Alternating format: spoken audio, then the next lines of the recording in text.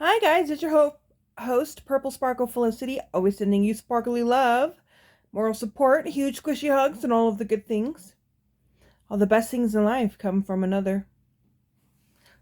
I mean that well, not evil. Now, you might So yeah, think it's listen to this. Thanksgiving, but it's not. It's erasure. Don't know what I mean? Well, let me explain in a segment called How Did We Get Here? November is National Native American Heritage Month, a time to celebrate the rich culture of the first people of this land. But sadly, since the founding of our country, the U.S. government has been working harder than a toddler with an Etch-a-Sketch to try to erase it. And like Gargamel trying to catch a Smurf, they have cooked up about 1 million evil schemes to do it. But we never learned this stuff in school. So before we get inundated with Happy Thanksgiving imagery this month, let's talk about it. And to start, let's visit the 1860s. But not really, because I don't want to wear 17 skirts at once.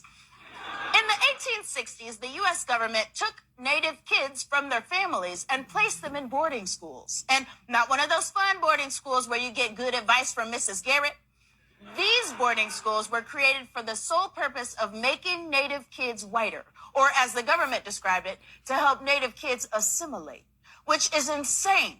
They didn't need to assimilate to America because they were here first. That's like a burglar breaking into your house and sending you off to burglar school to make you more burglary.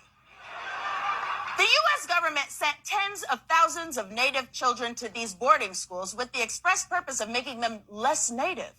The schools were incredibly abusive, and thousands of kids died in them and were then buried in unmarked graves, some of which are still being discovered today. The schools were also an effort at land acquisition. Now, stay with me. While Native kids were in boarding schools, they were discouraged from continuing their agricultural practices. So Native people started relying more on goods they purchased from the government on credit. And when these folks fell into debt, they gave up their land as payment. It's a horrible part of our nation's history, and you can learn more about it in the director's cut of A Charlie Brown Thanksgiving. Now, let's visit the World War II era, but not really, because I don't want to wear a bathing suit with a belt.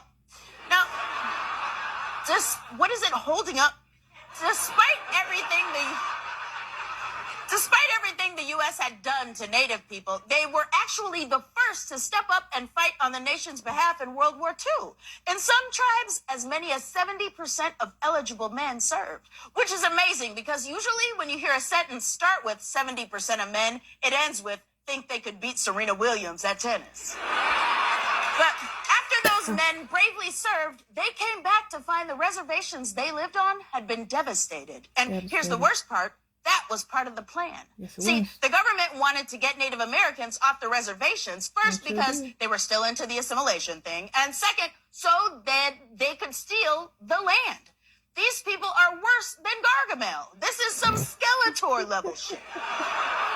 The government passed something called the Indian Relocation Act of 1956, which, among other things, dissolved federal funding for reservations, schools, hospitals, and basic services. It's truly insane. It's like when your landlord refuses to fix your bathtub to force you to move out, except your landlord is the U.S. government and the bathtub is everything you need to stay alive.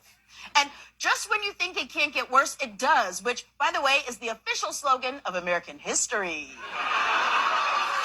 Because around the same time, the U.S. government created something called a termination policy. That's where they gave up the game entirely.